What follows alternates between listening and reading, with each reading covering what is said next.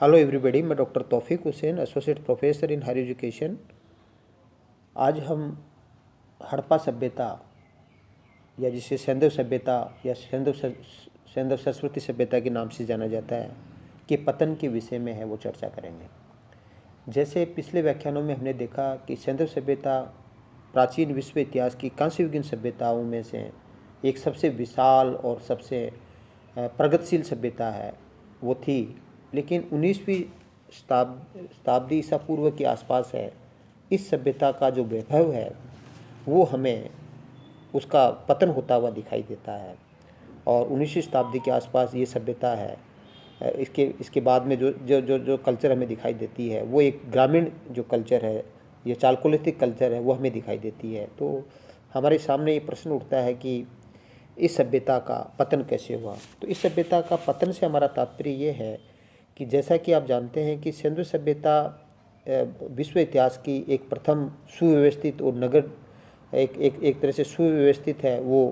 शहरी सभ्यता थी। इस सभ्यता के लोगों ने है वो एक सुव्यवस्थित नगर नियोजन है और बड़े बड़े शहरों का है वो निर्माण किया। नगर नियोजन के अंतर्गत हमने देखा कि किस तरह से वेल प्लान्ड सिटी थी, जिसमें नगर दो भागों में सिटीडल और लोअर जो टाउन है उसके अंदर विभाजित था। किस तरह से जो नगरों के अंदर है वो समकोण पर काटती हुई सड़कें थीं, किस प्रकार नगरों की सुरक्षा के लिए उनके चारों ओर फोर्टिफिकेशन हमें दिखाई देता है, किस प्रकार ड्रेनेज सिस्टम कितना शानदार था, किस प्रकार ईंटों का जो प्रयोग है, एक सिमेट्रिकल ईंटों का प्रयोग है वो हमें दिखाई देता है। तो इस प्रकार इस सभ्यता, इस कांस्य युगीन सभ्यता सैंधवकालीन जो कांस्य युगीन सभ्यता उसने एक विशाल शहरों का निर्माण करवाया, जैसे मोहनजोदड़ो है, हड़प्पा है, कालीबंगा है, गनेरीवाल है, लोथल है, धोलावीरा, ऐसे विशाल शहरों का निर्माण है, नगरों का निर्माण है वो हमें दिखाई देता है। और इस सभ्यता ने किस तरह से है वो जो इतनी बड़ी विशाल क्षेत्र में फैले होने के बावजूद भी है बहुत से क्षेत्रों के अंदर है वो हमें एकरूपता दिखाई देती है। जैसे ईंटों के निर्माण के अंदर ईंटों की जो संरचनाएं हैं उनमें हमें एकरूपता दिखाई देती है, जो माप तोल के जो बाट है उसके उनके मानकों के अंदर हमें एकरूपता दिखाई देती है। इतनी बड़ी सभ्यता में इतनी विशाल क्षेत्र में फैले होने के बाद में लेखन कला है, लेकिन लेखन कला जो भावचित्रात्मक थी, हालांकि उसको पढ़ नहीं पाए लेकिन उसमें भी हमें एकरूपता दिखाई देती है। कांसे के जो औजार हैं वो हर स्थान पर हमें मिलते हैं, कांसे के जो औजार और वो हमें मिलते हैं। ब्लैक एंड रेड जो पोट्री मिलती है। तो हम ये कह सकते हैं कि ये इस सभ्यता के जो शहरी व्यापार वाणिज्य है वो इस सभ्यता का है वो काफ़ी विकसित अवस्था में था। लंबी दूरी का व्यापार था। समकालीन सभ्यताओं से मेसोपोटामिया है, बेबीलोनिया है, उर वगैरह है, क्रीट वगैरह है, इन सभ्यताओं से इनका व्यापारिक संबंध था। और विभिन्न प्रकार के जो प्रीशियस सेमी प्रीशियस स्टोन्स है वो इन सभ्यताओं से मंगाते थे। विभिन्न प्रकार के जो चांदी वगैरह है वो समकालीन सभ्यताओं से, अफगानिस्तान वगैरह से है या ईरान वगैरह से है, वो विभिन्न प्रकार की चीज़ें वो आयात करते थे। तो इस तरह से क्या है कि इस सभ्यता का जो व्यापार वाणिज्य है वो भी काफ़ी प्रोस्परस था, जो विकसित अवस्था के अंदर था। विभिन्न प्रकार की शिल्प और कला है वो विकसित अवस्था थी। तकनीकी विकास, विज्ञान के क्षेत्र में, हर क्षेत्र के अंदर इस सभ्यता ने है जो कांस्य युगीन सभ्यता के जो शहरी तत्व होने चाहिए उन सब तत्वों का है, उन सब तत्वों का जो विकास है इस सभ्यता ने कर लिया था। लेकिन 19वीं शताब्दी के आसपास हम देखते हैं कि जो हमने ये जो सुव्यवस्थित नगर नियोजन है, व्यापक स्तर पर ईंटों का जो प्रयोग है, लेखन कला है या मानक बाटों का जो प्रयोग है या कांसे के औजारों का इस्तेमाल है या व्यापार वाणिज्य का विकसित स्वरूप है, ये हम परिपक्व हड़प्पा सभ्यता की हम बात करें तो परिपक्व हड़प्पा सभ्यता में ये चीज़ें हमें देखने को मिलती है। लेकिन 19वीं शताब्दी के 19वीं सदी ईसा पूर्व के जो आसपास है हमें ये जो परिपक्व हड़प्पा सभ्यता की ये जो चीज़ें हैं जिसमें बड़े बड़े शहरों का निर्माण है या व्यापक स्तर पर ईंटों की संरचना है, लेखन कला है, माप तोल की मानकता है, जो शहर दो भागों में विभाजित होना, कांस्य के औजारों का इस्तेमाल है, ये जो तत्व हैं, जो शहरी तत्व हैं, जो परिपक्व हड़प्पा सभ्यता के तत्व हैं, ये हमें 19वीं शताब्दी ईसा पूर्व के बाद में जो विभिन्न प्रकार की जो संस्कृतियाँ, जो ताम्रपाषाणकालीन जो संस्कृतियाँ हैं जो हमें दिखाई देती हैं, उनके अंदर हमें ये तत्व हमें दिखाई नहीं देते। जैसे 19वीं शताब्दी ईसा पूर्व के बाद के अंदर है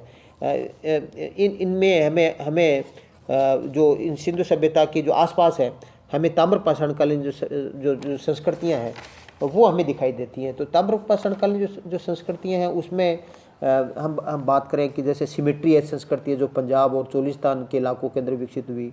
जोकर संस्कृति है जो सिंध के क्षेत्र में विकसित हुई, रंगपुर टू जो बीएस संस्कृति जिसको कहते हैं जो एक प्रकार से गुजरात के अंदर विकसित हुई, और गुजरात के अंदर जो एक तरह से एक नई प्रकार की जो पोट्री है वो हमें चमकीली लाल जो जो जो जो जो मर्द भांड है वो हमें दिखाई देते हैं। तो एक प्रकार से जो परिपक्व हड़प्पा सभ्यता के बाद के अंदर जो ये उत्तरकालीन जो हड़प्पा संस्कृति है जो विकसित हुई, जिसमें सिमेट्री है संस्कृति की बात हमने की जो पंजाब चोलिस्तान के इलाके में थी, उनमें वो वैभव नहीं रहा जो कि सैंधव काल के अंदर था। एक छुकड़े हुए नगर हमें नज़र आते हैं और उनमें शहरीकरण के तत्व हमें नज़र नहीं आते हैं। जोकर संस्कृति भी एक तरह से उसमें हमें विविधता दिखाई देती है, और रंगपुर के अंदर भी लेखन कला हमें दिखाई नहीं देती है। तो इन संस्कृतियों के अंदर जैसे आहड़ की हम बात करें या गिलुंड की हम बात करें या गणेश्वर की बात करें, तो ये जो उत्तर हड़प्पाकालीन जो संस्कृति है उन संस्कृतियों के अंदर सिंधु सभ्यता ने जो वैभव प्राप्त कर लिया था हर क्षेत्र में, वो वैभव हमें दिखाई नहीं देता है। अब इनमें जो ग्रामीण जो टच है वो हमें दिखाई देता है। हालांकि तांबे कांसे का प्रयोग हमें दिखाई नहीं देता, तांबे की वस्तुओं का प्रयोग है हमें प्रभुत मात्रा में दिखाई देता है, और व्यापार वाणिज्य भी उतना विकसित स्तर पर दिखाई नहीं देता जिस प्रकार सिंधु काल के अंदर 19वीं शताब्दी ईसा पूर्व के बाद में हमें दिखाई देता है। तो हम ये कह सकते हैं कि ये नगरें एक तरह सिकुड़ी हुई बस्तियाँ हमें नज़र आती हैं, और ये सिकुड़ी हुई बस्तियाँ इस बात की सूचना दे रही हैं कि सिंधु सभ्यता का पतन हो गया। तो सिंधु सभ्यता की पतन का मतलब हमारा तात्पर्य ये है कि सिंधु सभ्यता की जो शहरी सभ्यता के जो तत्व थे जिसमें नगरीकरण था, व्यापार वाणिज्य विकसित लंबी दूरी का व्यापार वाणिज्य है, और जो सांस्कृतिक एकरूपता थी जिसमें ईंटों के अंदर है या हमें मानक जो मापतोल के जो बाट है उनमें हमें जो दिखाई देती है वो एकरूपता हमें दिखाई नहीं देती है। अब हमें विविधता है वो दिखाई देती है। तो इस आधार पर हम कह सकते हैं कि 19वीं शताब्दी ईसा पूर्व के आसपास है वो सिंधु सभ्यता का जो वैभव है जो ऐश्वर्य है वो एक तरह से समाप्त हो जाता है, और ये एक तरह से सिंधु सभ्यता है एक पर हम कह सकते हैं कि एक ग्रामीण संस्कृति के अंदर इसका ट्रांसफॉर्मेशन हो जाता है, जिनको ताम्रपाषाणकालीन सभ्यता है जिसको हम कहते हैं, जो कि विशेष रूप से है वो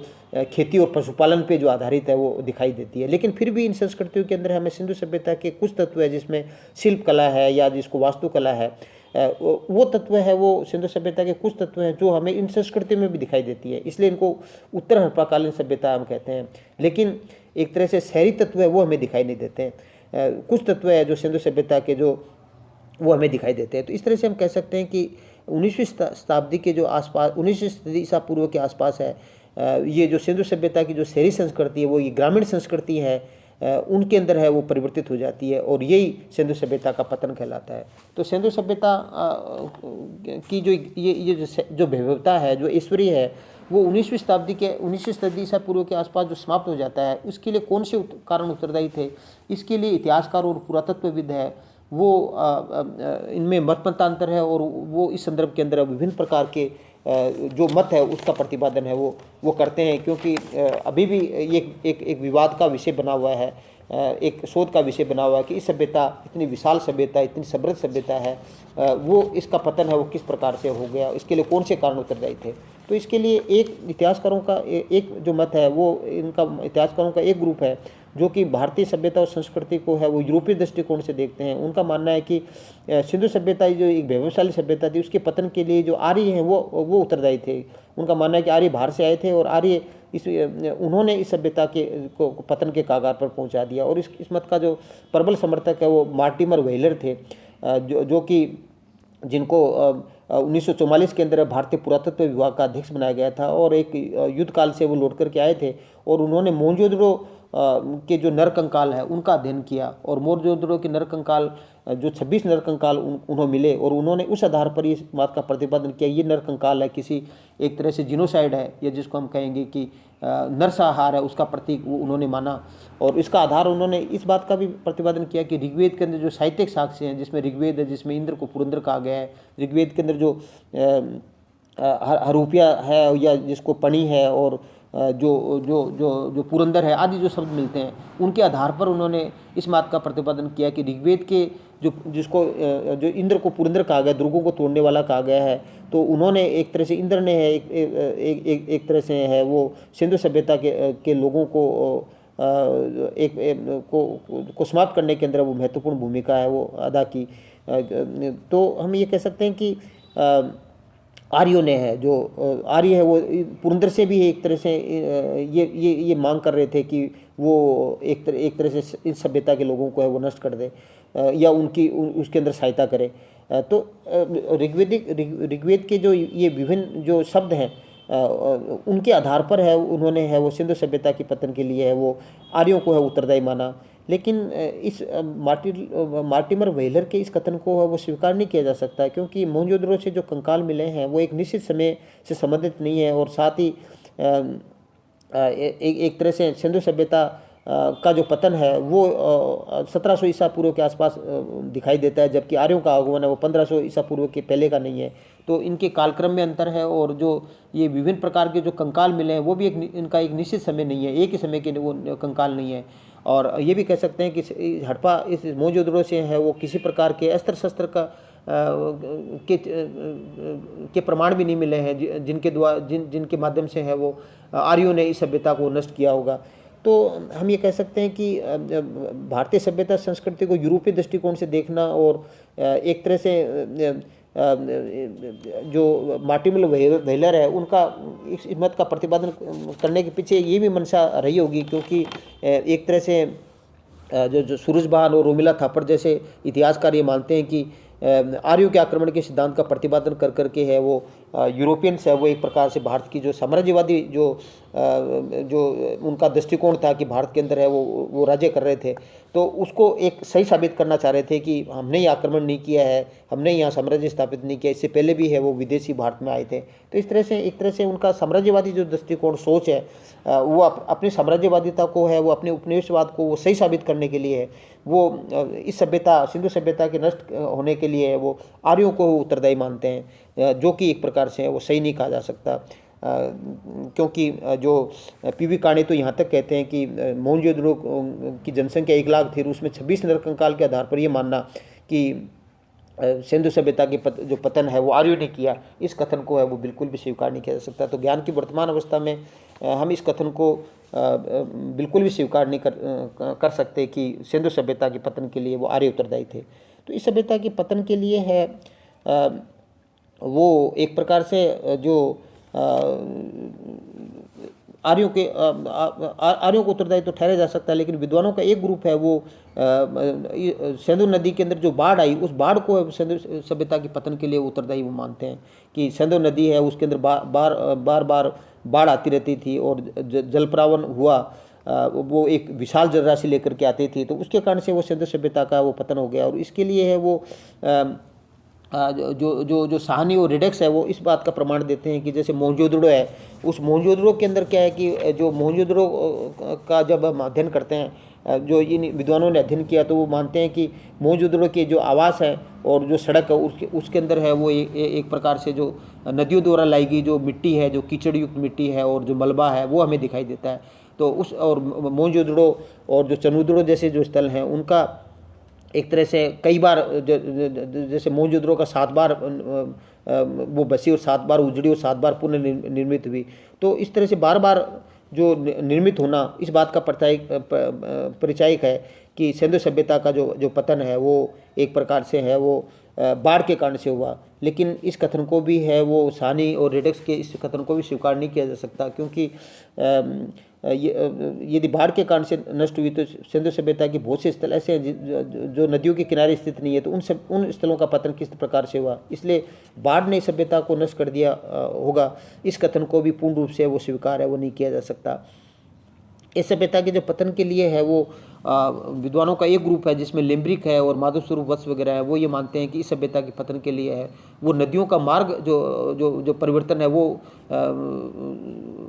उत्तरदायी माना जा सकता है, क्योंकि सिंधु नदी है वो अपने मार्ग परिवर्तन करने के लिए वो विख्यात मानी जाती थी, बार बार सिंधु नदी अपने मार्ग बदल लेती थी। जिसके कारण से ये जो अचानक है वो मार्ग बदल के कारण से वो एक प्रकार से वो इस सभ्यता का पतन हो गया। लेकिन अब प्रश्न उपस्थित होता है कि जब सिंधु लोगों को पता था कि ये सभ्यता है, ये सिंधु नदी है, वह बार बार अपना मार्ग बदल लेती है, तो ऐसी स्थिति में ये इन लोगों को किसी अन्य क्षेत्र में बस जाना चाहिए था। तो इस तरह से हम ये कह सकते हैं कि या वो अन्य स्तर पर बस जाते हो, इसलिए हम ये नहीं कह सकते कि मार्ग परिवर्तन है वो सिंधु सभ्यता की पतन, नदियों का मार्ग परिवर्तन है वो सिंधु सभ्यता की पतन के लिए वो महत्वपूर्ण कारण है, वो माना जा सकता है। कुछ इतिहासकार ये मानते हैं कि ये जो सिंधु सभ्यता जिस स्थल पर बसी, जिन स्थलों पर सिंधु सभ्यता का जो विकास हुआ, वो एक सेस्मिक जोन में आता है। भूकंप जो एक तरह से भूकंप के क्षेत्र के अंदर आता है, एक वल्नरेबल सेक्शन के अंदर आता है। तो भूकंप के कारण से सिंधु सभ्यता का पतन हो गया होगा, क्योंकि कालीबंगा के अंदर है जो भवनों के अंदर एक दरार मिलती है। तो उस आधार पर कुछ इतिहासकार कहते हैं कि भूकंप के कारण से ये सभ्यता है वो विनाश को वो प्राप्त हो गई। लेकिन सभी क्षेत्रों के लिए इस कथन को भी उत्तरदायी नहीं ठहराया जा सकता। कुछ इतिहासकार हैं वो इस सभ्यता,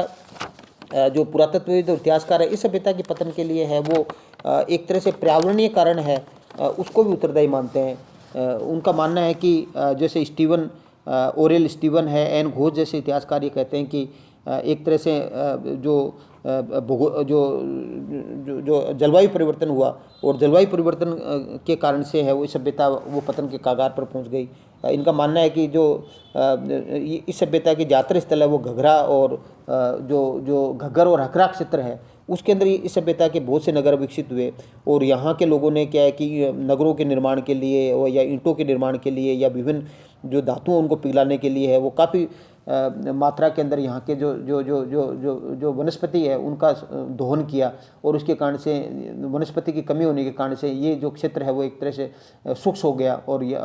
जो शुष्क होने के कारण से ये एक तरह से यहाँ पर जो जल है उसकी वो काफ़ी कमी हो गई, पानी बरसना यहाँ पर बहुत कम हो गया, कृषि की पैदावार बहुत कम हो गई, और एक तरह से भूखमरी की सी स्थिति हो गई। तो ऐसी स्थिति के अंदर यहाँ की जो नदियाँ हैं वो एक प्रकार से सूख जाती हैं, और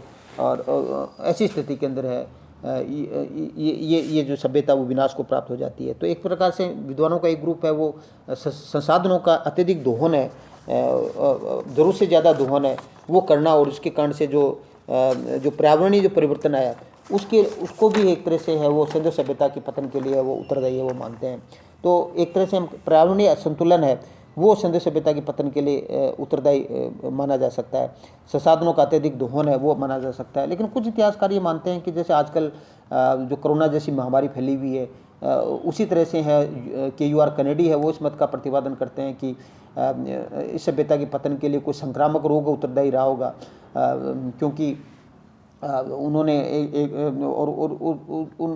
उन्होंने इसके लिए है वो एक तरह से है वो जो मोहनजोदड़ो है, उस मोहनजोदड़ो की जो कंकाल है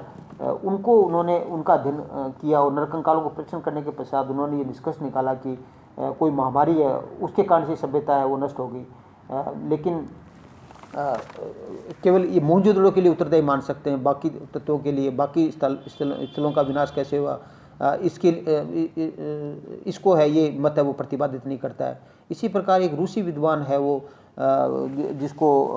दिमित्रियेव कहा जाता है, तो उन्होंने इस मत का प्रतिपादन किया कि सिंधु सभ्यता के विनाश के लिए जो पर्यावरण के अंदर अचानक चेंज आया, और एक तरह से जो भौतिक रासायनिक जो एक तरह से विस्फोट हुआ, और एक तरह से टेम्परेचर है इस स्थल का, सिंधु सभ्यता के स्थलों का जो टेम्परेचर है वो एक तरह से 15,000 डिग्री सेल्सियस है वो लगभग हो गया। और ऐसी स्थिति के अंदर क्या है कि इतना ज़्यादा टेम्परेचर होने के कारण से वो यहाँ का जो वायु है वो एक तरह से दूषित हो जाती है। और मोहनजोदड़ो के जो कंकाल है उनको देखने से लगता है कि वो एक तरह से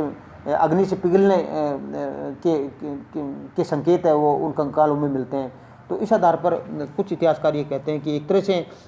जो तापमान के अंदर अत्यधिक वृद्धि के कारण से वो इस सभ्यता के जो लोग हैं एक तरह से उनका पतन हो गया, और एक तरह से उनकी मृत्यु हो गई। तो इसको भी कारण है वो मानते हैं। तो इस तरह से हम कह सकते हैं कि सिंधु सभ्यता के पतन के लिए है वो विद्वानों ने अलग अलग मतों का प्रतिपादन किया है, और एक तरह से विभिन्न कारण है उसके लिए उत्तरदायी उनको माना गया है। लेकिन इन विभिन्न कारणों का विश्लेषण करने के पश्चात है वो हम ये एक निश्चित रूप से नहीं कह सकते कि कोई भी एक जो कारण है वो इस सभ्यता की पतन के लिए है वो उत्तरदायी था, क्योंकि ये सभ्यता एक विशाल क्षेत्र में फैली हुई थी और ऐसी स्थिति में किसी एक कारण और सिंधु सभ्यता के हर स्थल का जो पतन की प्रक्रिया है वो एक साथ नहीं हुई। हम देखते हैं कि इनका अध्ययन करने से देखते हैं कि अलग अलग समय के अंदर है इस सभ्यता का जो जो इस सभ्यता के विभिन्न स्थलों का जो पतन है उसका क्रम हमें दिखाई देता है। तो इस तरह से हम ये कह सकते हैं कि इसी आधार पर हम ये कह सकते हैं कि इस सभ्यता का जो पतन है उसके लिए भी एक कारण को उत्तरदायी नहीं ठहरा सकते। जैसे धोलावीरा है, उसका जो पतन की जो निरंतरता है वो हमें दो चरणों में दिखाई देती है। कालीबंगा का जो पतन है वो अचानक, बनवाली का जो पतन है अचानक दिखाई देता है। जो मोहनजोदड़ो के पतन के विषय में हम कह सकते हैं कि इसकी पतन की शुरुआत है 2100 ईसा पूर्व के आसपास है, वो इसका जो पतन दिखाई देता है, और बाकी इलाकों के अंदर है वो 1800 ईसा पूर्व से पतन दिखाई देता है। तो इसके पतन की जो प्रक्रिया है वो अलग अलग स्थलों के अंदर अलग अलग दिखाई देती है, टाइमिंग इनका अलग अलग है। तो इस तरह से हम ये नहीं कह सकते कि अचानक ये सभ्यता है वो पतन हो गई, एक पतन के कगार पर पहुंच गई, अपितु इस सभ्यता का जो पतन है वो अलग अलग चरणों के अंदर हुआ। तो इस आधार पर हम कह सकते हैं कि सिंधु सभ्यता के पतन के लिए किसी एक कारण को उत्तरदायी नहीं ठहराया जा सकता। भिन्न भिन्न स्थलों के लिए जो भिन्न भिन्न कारण है इसके लिए उत्तरदायी रहे होंगे, भिन्न भिन्न कारण इनके लिए उत्तरदायी होंगे, लेकिन जो नदियों को इस सभ्यता के पतन के लिए काफ़ी हद तक उत्तरदायी ठहराया जा सकता है, या तो बाढ़ या सूखा है, ये एक महत्वपूर्ण कारण है। इस सभ्यता के पतन के लिए महत्वपूर्ण भूमिका नदियों ने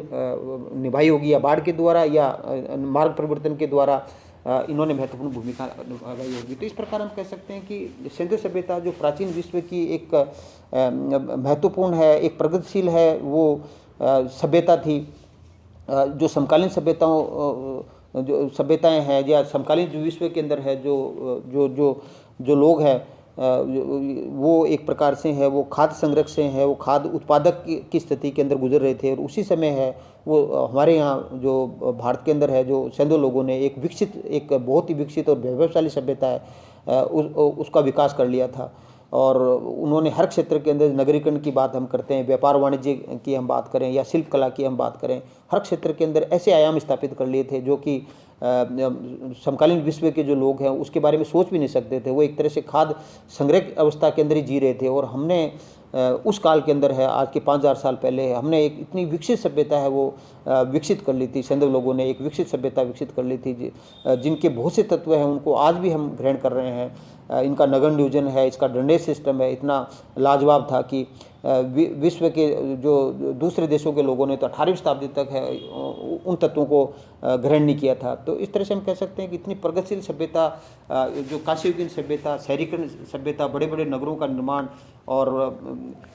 जो जीवन के हर क्षेत्र के अंदर जो इतना हर चहुमुखी विकास है वो इस सभ्यता ने किया। लेकिन 19वीं शताब्दी के आसपास है इस सभ्यता के जो शहरी तत्व हैं, जो व्यवसायी जो तत्व हैं, व्यापार वाणिज्य की लंबी दूरी का व्यापार है और नगरीकरण है, और वो हमें जो 19वीं शताब्दी ईसा पूर्व के बाद की जो संस्कृतियां हैं, जिसको ताम्र पाषाणकालीन सभ्यता जिसको कहते हैं, जिसको हमने बताया कि सिमेट्री है संस्कृति, झोकर संस्कृति रंगपुर है, या जिसको हम अहाड़ है, गिलुंड है, गणेश्वर है, ये जो ताम्रपाषाण सभ्यता है उसमें हमें उनका जो वैभव दिखाई नहीं देता है, और वो एक प्रकार से है सिंधु सभ्यता की जो नगरीय सभ्यता है वो एक प्रकार से ग्रामीण संस्कृति है, उसके अंदर तब्दील हो जाती है, इसका ट्रांसफॉर्मेशन हो जाता है, अर्थात वही उसका पतन कहलाता है। कि सिंधु सभ्यता की जो नगरीय सभ्यता थी वो एक प्रकार शहरी सभ्यता थी, वो बड़े बड़े शहर है वो एक तरह से गाँवों के अंदर तब्दील हो जाते हैं, और उसका पतन है वो हो जाता है। और हालांकि फिर भी इस ग्रामीण सिंधु सभ्यता के जो हमें एकरूपता तो दिखाई नहीं देती इन ग्रामीण संस्कृतियों में, ताम्रपाषाणकाल संस्कृतियों में, लेकिन सिंधु सभ्यता के कुछ तत्व हैं जैसे शिल्प कला है या वास्तुकला है, उसके काफ़ी कुछ तत्व हैं वो इन संस्कृतियों ने भी अपनाए, इसलिए हमें उनको उत्तर हड़प्पाकालीन सभ्यता कहते हैं। अर्थात सिंधु सभ्यता से बिल्कुल नाता नहीं तोड़ा था, अपितु जो शहरी तत्व है वो